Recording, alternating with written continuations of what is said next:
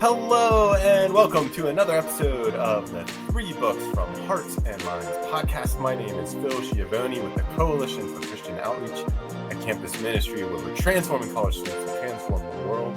And with me today, of course, the host with the most to say about the books that you should be reading, Byron Borger from Hearts and Minds Bookstore. Byron, how are you doing today?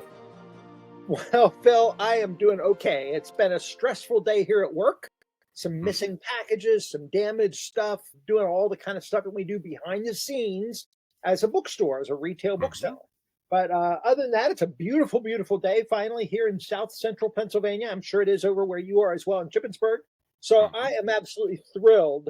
And I got some books to talk about that are actually kind of related, I just realized now, to the very topic I'm talking about, stress at work and stuff. I got some answers to that for you.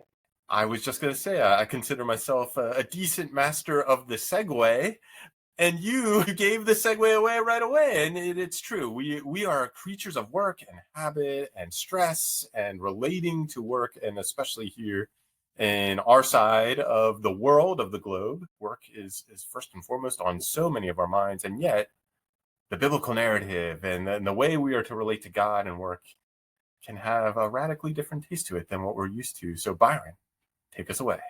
Well, I'm not actually going to talk about work too much, but I'm going to talk about this theme in the Bible rooted in the creation narrative itself and in the mighty acts of God, and that is Sabbath. God himself made the world and then needed to take a day off. And so God built into the very fabric of reality this rhythm of rest from Genesis. And in the great 10 Commandments narrative, there is the reminder that this is one of the great 10 Commandments, to not work on Sunday.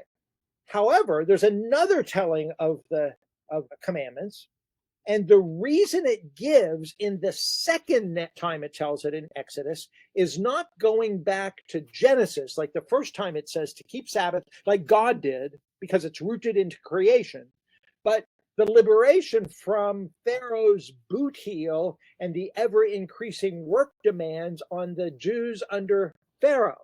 And so because God liberated them and said, you don't have to work like that. You don't have to live like that. You don't have to live under the capitalist pressure of production that Pharaoh was ever increasing, and set them free from that. And so the second time it tells us to keep Sabbath, the reasoning isn't creation, but God's act of liberation. So in both cases, we have God's character in creation and God's character in redemption. And in both of those reasons, we're called to set apart a day to rest. Everybody knows about that. Sabbath has sort of been a fad. You know, in the Christian book world here, we've noticed over the decades of our book selling that there have been fads that have come and go, labyrinths or you know, angels or whatever. And in recent years, and it's not abating, there are more and more books and more interest when we go after conferences and stuff on keeping Sabbath.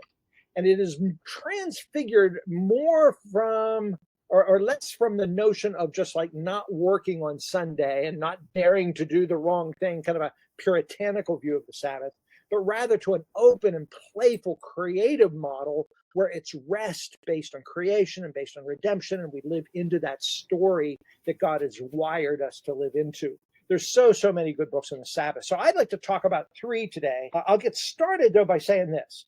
If you're interested in Sabbath keeping, if that's a new idea for you, or you want to have a small group on it, particularly you CCO staff that are listening with your students who are so busy working and playing and on sports teams and theater teams and all kind of things, and they need to build into a time, you know, they cram late Sunday night with their studies at the library.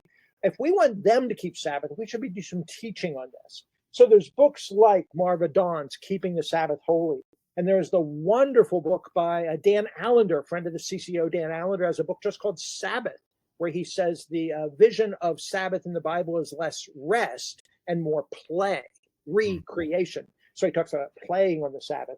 You know, our good friend Justin McRoberts, who comes to Jubilee every year, has a book called Sacred Strides. And so there's lots of good stuff out there. The classic by Heschel, the great Jewish scholar of the middle of the 20th century, one of Eugene Peterson's favorite books, simply called Sabbath. So there's tons of resources. Send me an email and I'll make you a list what order you could read them in and how hard they are. There's a lot of good ones. But for our purposes today in the podcast, if you're listening in, I want to tell you about three. The first one is this. I love the title of this book because it's itself just a little bit playful. It is called The Rest of God. The Rest of God. It's a play on words. You can experience the rest of God that you may not know by entering into the rest of God. Mark Buchanan is the author of this book. It's published by Thomas Nelson. It's been out a good number of years. The subtitle is Restoring Your Soul by Restoring Sabbath. But here's the thing about this book. It starts with a chapter on work and the glories and goodness of the human call to move the creation along from a garden to a city, that we are in this journey of working as the original commandment in Genesis 1 is. So he isn't derogatory about work. He's inviting us to work well, almost like Sacred Strides with Justin McRoberts, to have that balance, so to speak, of work and rest together interwoven. But what the rest of this book does is it invites us to consider ways that Sabbath practices can be integrated into your ordinary spirituality, which is to say, it is not just refusing to work on Sunday, which is a good start, but not just saying no to work on Sunday, but actually to entering into a Sabbath lifestyle, the rest of God in all that you do. And the way he does this to help you experience the rest of God is he offers what he calls liturgies. Now, this was before Jamie Smith popularized the words in his wonderful You Are What You Love, but he means these sacred habits that we sort of incorporate into our lives that help us slow down and pay attention. They are not written liturgies like prayers, like litanies, but he means these liturgical practices and habits. And so after every chapter, he gives you what he calls a Sabbath liturgy. And it's sort of an experience that you can meditate on, a prayer you can pray, some things you can think about, and a behavior maybe to embrace. And as you transform your habits, particularly on Sabbath day, you will begin to experience these liturgies throughout the rest of the week. So that's sort of the point. Like the first one is work, and then the Sabbath liturgy is establishing the work of your hands.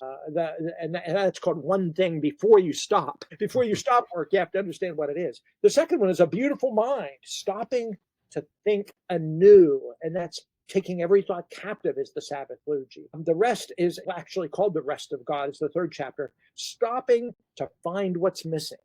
And your Sabbath liturgy there is a liturgy of paying attention. And he moves on, stopping to see God's business, stopping to number our days aright. That's redeeming the time. We're not in Egypt anymore, stopping to remove the taskmasters. And that's relinquishing is the liturgy there. Stopping legalism, and that's liturgy of finding your joy. So he walks you through these, practicing the presence of God, enjoying one, you'll like this, Phil, called stopping to play or to waste time. And the Sabbath liturgy is developing a game plan. Isn't that cool? So he has a bunch of these liturgies at the end of each chapter that you can experience the thing he's teaching about, so you can carry that not just on Sunday, but into the rest of the week. So this is a great book about knowing God, about encountering God, about paying attention to what God's doing, about experience the play and the rest and the joy we can have in our ordinary lives throughout the work week even. Mark Buchanan, The Rest of God, Restoring Your Soul by Restoring the Sabbath, filled with these really practical Sabbath liturgies. Yeah, I love it. I've always been, for the most part in my life, high achievement oriented, high success oriented, and through some health struggles over the last 7-8 years now, I've had to sort of resort to ordinary everyday life. Yeah. And I can't say that I've mastered that. And the draw from a kind of wild and free life where I was able to do anything and kind of spend lots of time with work and with college students and all that has largely been taken from me. And I've felt this draw towards liturgy, towards repetition, towards good habit making. And that book sounds right down my alley, to be perfectly honest with you, Byron. Exactly down your alley. That's exactly right. I know, Phil, when I'm ill or I get a headache or something and I can't do what I need to do, I have back problems, actually. I can't lift boxes I need to lift. I get really mad at myself and just letting go. This chapter on relinquishment. I bet I've read that 3 times. His chapter is just letting stuff go. And if you have some chronic illness with your own headaches and stuff, man, I can imagine how that must be frustrating for you. But to learn this spiritual practice of the liturgy of letting go, maybe, but you do that on Sabbath at least. And then eventually, if you're doing what he says in the book, it may even spill over into the rest of your life. So I'm a That's big right. fan of this guy. It's not difficult to read. Okay. It's substantive, though. I Mhm. sometimes say he's a great writer, almost like Max Lucado. He's so pleasant and uses some purple passages and some alliterations. He's a good writer, but he's got more substance than Max and maybe isn't Sure. quite as sentimental. But he is a very fun, creative, energetic writing. He's not just slogging you through this stuff you got to know. He tells lots of stories. There's a story in the book, just one chapter, that he's talking about how when he was a young pastor, he was not trained real well and he was thrust into ministry. He says in parentheses, it's a long story. So I don't know what the story is, but he's a pastor. And he said, I was ill-informed and cocky.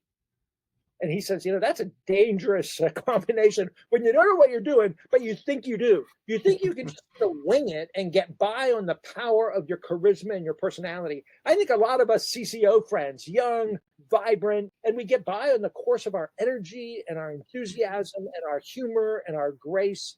And we're just there with students having a blast. And sooner or later, we're going to realize that that's a bad habit to rely only on our chutzpah. So he tells a story in there where he came kind of the end of his rope and realized he needed deep wisdom from God.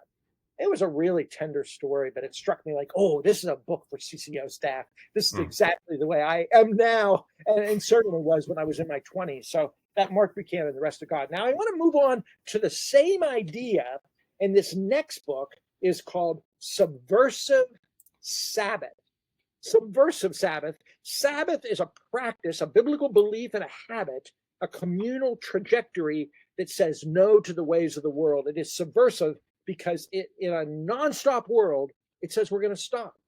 In a hectic world, we're going to be calm. In an achieving world that makes an idol out of production, it's going to say, no, we don't value people by what they produce, and we don't value ourselves by how much we accomplish. That's just wrong. And so we're going to say no to that stuff. So it's a subversive thing that subtly erodes the idols of the age. This guy ought to be at Jubilees, one right on the same page with us on a lot of stuff. He has a book on ecology. He has a book called The Gift of Thorns about coping with your disordered desires. I mean, he's read a lot. He's a slightly charismatic Christian, interesting in the Pentecostal tradition, but he's really, really smart and really, really thoughtful. And I think if I were picking one book on the Sabbath that's maybe a little more meaty than some, but not dry, and that looks at the big picture of the subversive nature of these practices, this may be the best book on the Sabbath I've got. The subtitle is The Surprising Power of Rest in a Non-Stop World. I think as CCO staff move into the summer, and as our students, who, unless they're taking summer classes and probably have jobs over the summer, they're equally stressed over the summer. But let's face it, there's a little bit of rest. There's a little bit of a feel in the air that's different than the regular routine of the school year. So if you're working in higher education as a professor or a campus minister or a student, and you're listening to this, the summer just feels a little different. I think reading these kind of books now could help sort of underscore the playful, restful sort of tone of the summer, instead of squandering the nice weather and the free time that we have in the summertime. This could help us enhance that and learn to live into that in a way that stewards it well. It's a gift from God, the summer months. Some of us that work in the regular work world, we don't have that. I don't get 3 months off in the summer.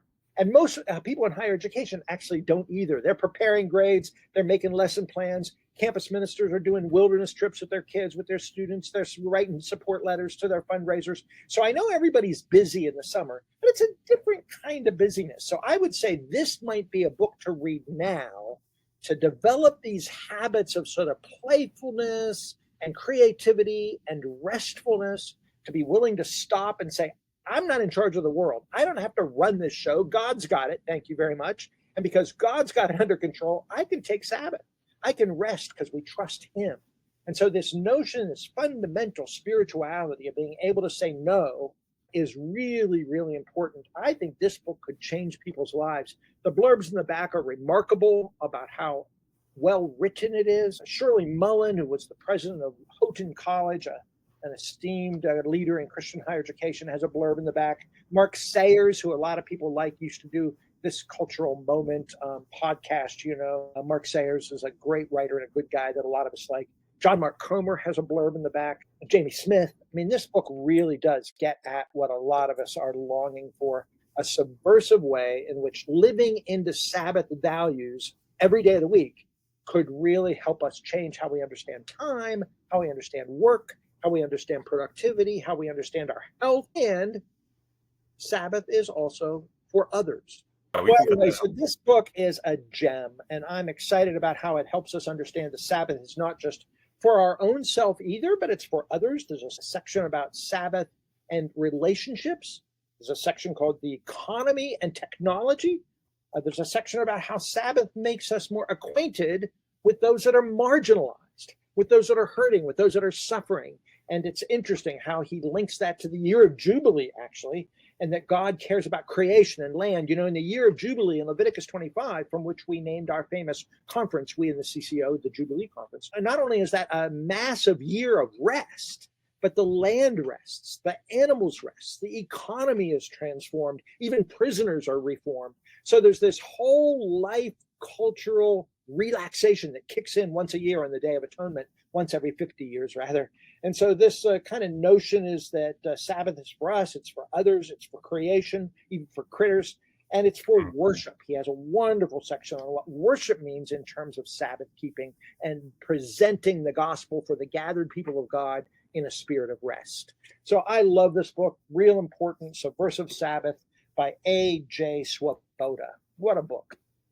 Yeah, thanks, Byron. I first came across the term subversive in the book Colossians Remix back in the day, and I'd like maybe you just to speak a little bit more to that word and the importance to it. I'll say very quickly that my faith kind of moved from a version of self-help to sharing with others to subversive, to like this meaning of like kind of what does it mean to live, and I might be stealing some of your thunder here, but what does it mean to live in a radically different way that doesn't just say something, but does something. Can you say more to the word subversive for the listener, if that might be a new term for them in their walk with Christ? Well, I think you've already said it well, Phil. Okay. There's not much more I can say, except that the idea to subvert something is to erode it, to change it, to undermine it. And so we want to undermine the idols of the age. We want to subvert the ideologies of the culture. So, we subvert just think of the way we sexualize women through pornography or something. We don't say sex is bad, but we say that sexuality and the ethos of the culture needs to be transformed. And so we erode it subtly by offering different models of art and different understandings of relationships. So living well and beautifully and affirming the good begins to erode the bad. It undermines the bad stuff, not by attacking it head on so much, but by subtly subverting it. Back in the 60s, some of us who were against the Vietnam War and were part of all that movement, or the civil rights movement, with Martin Luther King, were called subversives because we were trying to, inside the system, erode some of the values of the system. And so Martin Luther King, the worst thing they could say about him was that he was a subversive. Well, it's interesting. There's a Greek word that sounds almost like that, and Jesus was called that 3 times during his trial. I can't say it. It's a Greek word. It starts with an L. But he was even put on the cross between other subversives or revolutionaries that were changing the world for sedition. And so Jesus himself was a subversive kind of character that eroded, not so much by fighting it head on, but by disarming the powers, by eroding it underneath. You think the way soil can erode along a stream bank or even under a house. So you subvert the worst of the culture, and by doing that, you're beginning to bear witness to a new way, an alternative way, a countercultural way that's different than the world. Romans 12:1-2 says, don't conform to the ways of this world, but have your mind transformed so you can live and show what the will of God is. So we show what the will of God is and thereby subvert the wrong ways that are assumed by the culture. So yes, subversive is a dangerous thing, but if you have a subversive faith, you're going to be living by a different value system that erodes or corrupts the bad by offering the good. Does that make sense? Yep. Yeah. And the artistic side of me, the image that came to mind was this, when a tree keeps growing and the sidewalk starts to peak and crumble and kind of like it gets torn apart, and this living thing just slowly grows and bears fruit. You would think concrete would be able to hold something like a tree down, but it can't. And there's something about the slow force of fruitfulness that can erode the sidewalk and erode the concrete of our own legalism, of our own expectations, our own capitalistic ways. And the fruitfulness suddenly speaks a greater word than even concrete can, even though it might not look like it on the surface. It takes time. And so there's this way of going about things that slowly breaks up even concrete, but produces a better fruit than concrete ever could too. Fantastic. That's a great, great image. You know, the singer-songwriter, who's a Christian, Bruce Cockburn, known in Canada he's just turned 80 this year and he's still on tour. But Cockburn has a song about subversive faith and uses the image of grass coming up through broken cement. The image of grass coming up through cement, you can't stop it. And the force of real life can't even stop cement. Cement can't even stop it, rather. That's just right. like the tomb couldn't. And so new life breaks out, new creations coming, whether we like it or not. And so all the powers can do is just get the heck out of the way. Like, it's going to be smashed if it's not. I think of that idol in Daniel, where the king has this dream and he has the idol of stone and iron and gold and silver and stuff. And then a little tiny stone breaks off and comes and smashes it. And then out of the dust, a whole new mountain is developed. And we think of Jesus as the little piece off the cornerstone that couldn't be stopped, and he smashes the idols. So that's a sort of vision that I like to think of when I think of Jesus disarming the powers, of how that little stone wrecked Nebuchadnezzar's idols in the book of Daniel, and Daniel 2 and Daniel 3. Well, that's subversive for you, and that's what the Sabbath can do. If our culture teaches productivity and nonstop, fast-paced, inhumane lifestyles, saying no to that and living joyfully and restfully and playfully and attentively to God and creation is going to provide an alternative, a different way of life. And so it subverts the values of the culture by witnessing to a better way. And I love that subversive language in A.J. Swoboda's book. Well, the next one is also pretty subversive too, in a quiet, gentle way. The last one I'm going to mention quickly is called Living the Sabbath. Living the Sabbath. It's by a guy whose name is Norman Wirzba. And people that know Wendell Berry know that Wirzba has edited some of Berry's work. He's an old friend of Wendell Berry's. Norman Wirzba, I think, came out of Calvin College years and years ago, and he's been a professor at Duke for years. Several of his books are real expensive, but they're academic, peer-reviewed books on academic presses like Oxford and Cambridge, that caliber, Yale University Press. He's a known scholar, and he's a scholar of agriculture, of agrarian lifestyles, of the history of the ecological movement, what all came, where the different streams of the ecological movement came from. He has a wonderful book on food and eating, a theology of food. And he is, in his sort of free time, he's a farmer. He's a small farmer in Carolinas, down there at Duke. He has a book he wrote with the farmer Fred Bonson that I just adore, about being reconciled with the land, a really easy to read book about growing and eating food. So that's Norman Wirzba for you, a Wendell Berry friend. And this may be one of the only books on an evangelical publishing house. It's published by Brazos, and it's got a foreword by Wendell Berry. And it's just not every day you see Wendell Berry on an evangelical Christian book. Berry is a believer, of course, but he sort of holds his faith tradition closer to his chest. And even though he's a Christian, he doesn't show up too often on evangelical books. But here, Wendell wrote the foreword to this. So if that means anything to you, the farmer and poet and novelist and essayist Wendell Berry wrote the foreword to Norman Wirzba's book called Living the Sabbath. Get the subtitle, Discovering the Rhythms of Rest and Delight. And so rest and delight 24/7 throughout the work week is what this book is about. It is less about keeping Sabbath in some sort of puritanical sense of just not working on Sunday, but rather this restful experience, as we've said in these other books, the rest of God and subversive Sabbath. This one takes it to the next level and helps you live actually in practical ways, where how you buy your food, how you eat your meals, how you think about land, how you exercise, what you do with your body. I mean, he really is looking at sort of this post-industrial world we live in, and now increasingly a digital world. And how do we embody the creatureliness we are as humans and develop the meaning of the Sabbath, from Sabbath to Sunday, and from practice to delight, and from delight and why we've lost that, even in a world of pain and suffering, can there be delight? And he looks at home, he looks at economics, he looks at education. There's a great chapter on education. There's a chapter on environmentalism. There's a chapter on worship. So he looks at these practices of ordinary living, how we spend our money, how we think about the home, how we think about our land, how we think about our schooling. And so anybody that works in higher education at least ought to read this chapter on education in here about a Sabbath-filled rhythm of delight in the creation, because God is present as creator and redeemer.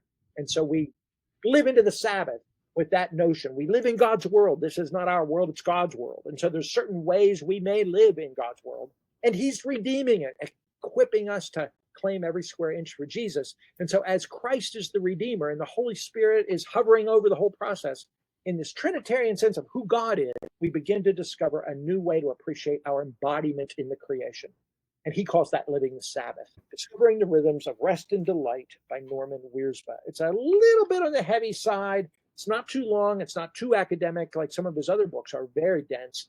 This is a beautiful, good book to read, maybe the third in the series. Start with the first one I mentioned, The Rest of God, move on to the Subversive Sabbath, and then this summer, dive into this. See this nice little hammock here, living restfully, even in the way we live our daily lives. I think that's a great book, and Wendell's foreword is worth the price of the book itself. He's such a fine, clear-headed writer. I'm a fan of this book and wanted to recommend it to you. Yeah, thanks, Byron. It's taken all I can to not get preachy from Genesis 1, 2, and 3. I'm notorious for always coming back to those 3 chapters in my own rhetoric and imagination, and I'm fine with that. But one of the things I will comment on quickly is that there's this famous refrain in Genesis 1 of there was evening, there was morning the first day, the second day, there was evening, there's morning. And the 7th day doesn't get the same treatment. It just says that God blessed the 7th day and made it holy. And I think the book of Hebrews reflects on that and says we are still invited in to take part of this eternal Sabbath rest in our everyday life. And we could eternally sit in this podcast and talk more about it. But hopefully the invitation that you, the listener, get is let's explore this topic. Let's explore why God blessed the 7th day, made it holy, and made it something that he wanted to be not just a day set aside, but a very way of life. And the 3 books you recommended get at the big picture, get at the heart picture, and get at the practical pieces so well. And I'm just excited for you, the listener. I'm excited for myself to dig into this more in my own stage of life. And Byron, is there anything else that you're excited about when you think about these 3 books? Well, I'll tell you what you just said again is really wonderful. I'm on a Zoom Bible study every Wednesday night, and we've been going through the book of Psalms. And just this past Wednesday night, just a couple of nights ago, we were in one of the Psalms, and that drove us to the Hebrews text that you just referenced that invites us to move into the Sabbath time and what we mean about rest in Hebrews. So we opened up Hebrews and looked at that just a little bit a couple nights ago. So you are absolutely right. You know, Jamie Smith has a blurb in the back of this book, and he says, living the Sabbath is a cup of cold water for thirsty souls, a cup of rest and delight offered to those of us exhausted and burdened by the frenetic pace of even our Christian busyness. Far from the working for the weekend escapism of our consumer society, Wirzba shows how Sabbath keeping is just as much a Wednesday and Thursday way of inhabiting God's good creation. That's good. Yeah. Bids us into another way of life. And over again, I hear you say that, Phil, based on creation and the rest of the whole biblical story, that we are to do life differently. And this is an adventure. We in the CCO like to talk to our students about embracing a kingdom vision. And that certainly has to affect the way we even think about our bodies and our creation and our time and our work, our use of our daily habits. So this is going to help get at a Christian worldview, as we like to say, by building this stuff right into the lives of our students. I think this stuff is really important to teach young adults about, because they are as busy and hectic, even in Christian busyness, as Jamie just called it in that blurb. We can say no to some of that. We can subvert some of that. We can live in a different way. So thanks for letting me talk about it, Phil. Hope people want to buy a couple of these books. And reading is one of those habits as well that we often do in the Sabbath for joy and inspiration. So have at it, folks, and be in touch. We're grateful. Yeah, of course. And we do hope that these books can not only be a part of the way that you rest and, of course, the way that you operate each day, but we genuinely want you, the listener, to experience the Sabbath rest of God. Before we hit record, Byron and I were reflecting on our own little bits of pieces when it comes to peace and Sabbath and rest, because we all need this message, this good news that of Jesus' love that brings us rest, brings rest to us. We don't have to strive for rest, as paradoxical as that might sound. So we genuinely want this goodness of God himself in the form of the Sabbath to touch your hearts and your minds, your very souls, and the way that you live it out through these books and through the conversations that we have. So these books are all 20% off, and the top of the show notes, the show description, will be a link to order these books from Hearts and Minds. So please make sure you visit that link for these books and any other books that might be on your mind to buy, and of course to read. We want you to read these books, and our contact information is below. We would love to hear your feedback on these books and how they've impacted you, the dialogue that you wish you could share in these episodes like this. So please give us the feedback that you have in reading these books, or books that you read from previous episodes. And of course, if you like this episode, please like the show, like the episode, subscribe, and follow on whatever platform you are listening into. And of course, read these books. We want you to be the type of Christian that is not only thoughtful about what you do, but you're living into the thoughts that you gain from these books. So read these books. So with that, again, I'm Phil, that's Byron, and we are thankful that you've tuned in to another episode of the 3 Books from Hearts and Minds podcast.